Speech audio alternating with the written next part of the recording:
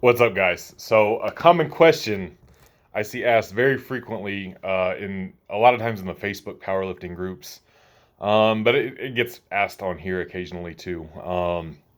In regards to powerlifting, it's kind of a double-sided. It's when should I compete, and or I want to compete, but I'm not strong enough, so I'm going to wait till I'm strong enough to compete.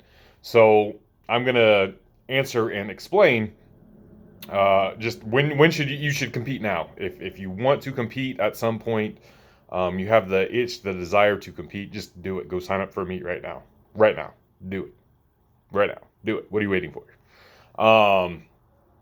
Because if you wait till you're strong enough, you're never going to be strong enough. You're always going to see these social media videos, and on social media, the highlights are played 1,000 times over, and the thousands of average gym bros that are out here competing, you don't really see their videos unless you're in some of these forums, and even within the forums, most of the posts are still like the above average, the people that have been doing it for a while. A lot of people aren't confident enough, and or they just don't want to deal with the riffraff that comes with posting in these forums, especially some of the larger forums. It's a pretty toxic environment, which is the opposite of the environment of a real life powerlifting meet.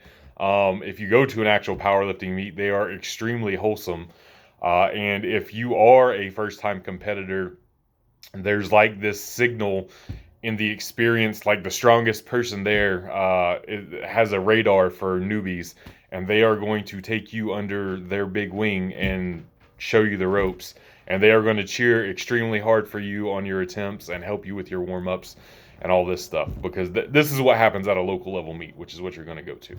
You look at some of these higher level meets, like Raw Nationals and the American Pro and Big Dogs and things like that. It's the cream of the crop, the elite of the elite, competing against each other to win. And even still, you'll see some camaraderie there more often than not, even though they're competing for cash prizes and stuff against each other.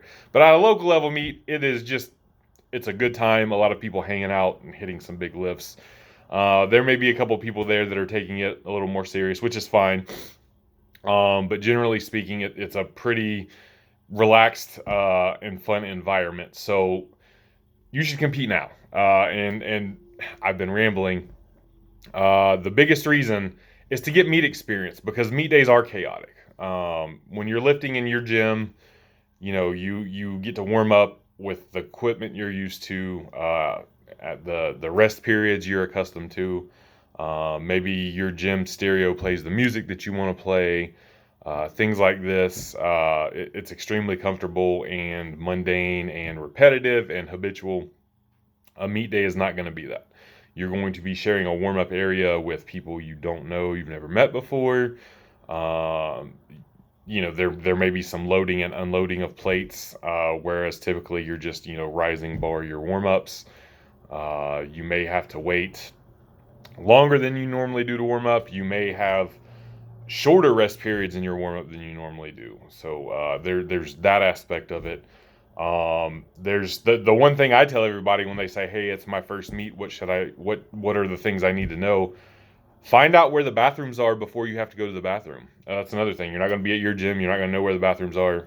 So what I do, especially if weigh-ins are on location the day before, scout out where the bathrooms are, or in the morning, get there a little bit before the rules meeting, find out where the bathrooms are. Bring some wet wipes and or toilet paper.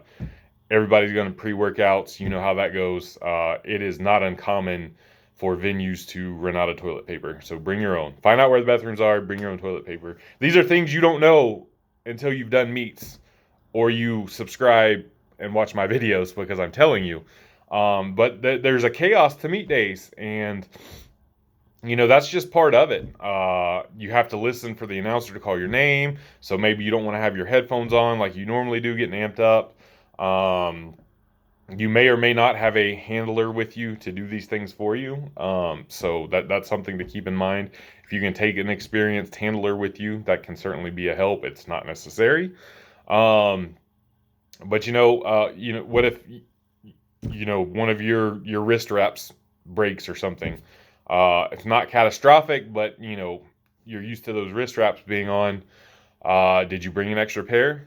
Seasoned powerlifters will have backup gear. Even raw guys will have backup gear in the event that this happens. So there's a lot of chaos, and I'm gonna say chaos a lot. Take a shot every time I say chaos. Now you're drunk.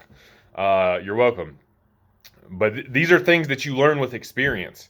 So I want you to have these experiences before you're strong enough to be competitive. You don't want to wait till you're strong enough to be competitive, and then you go and the meet day chaos just throws you completely off. Now you have a bad experience. You had these high expectations and you didn't meet them. Maybe you bombed out. Who knows? Or you didn't hit the lifts you thought you were capable of hitting, but you weren't accustomed to the meet day chaos. And you built up all this time for that and had such a disappointment and a letdown. Depending upon your mentality, maybe you're done with powerlifting forever now. Fuck that. This shit's stupid. I don't want to do this no more. It's a lot better just hitting lifts in the gym.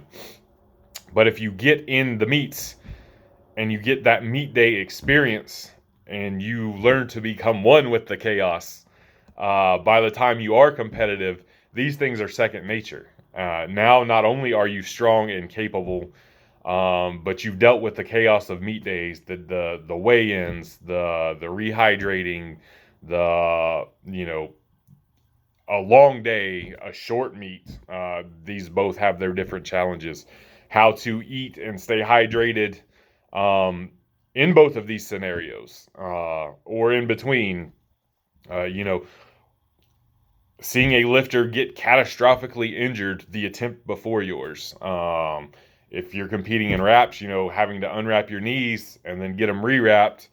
There being a 45-minute delay between lifts. These things happen. This all happens. So, in my opinion, it is best to get all the experience you can while you're weak, and have no expectations or really low expectations, and just go have fun and get that meet day experience so that when you are strong and competitive, these things, they're still going to be bothersome and irritating, but you're going to be accustomed to being bothered and irritated from these scenarios because you've experienced them, and they're going to be second nature, and they're not going to mentally affect you as much as they would have otherwise. So that way you can just focus on going out there and being competitive, and the meet day chaos not throwing a monkey wrench in your plans.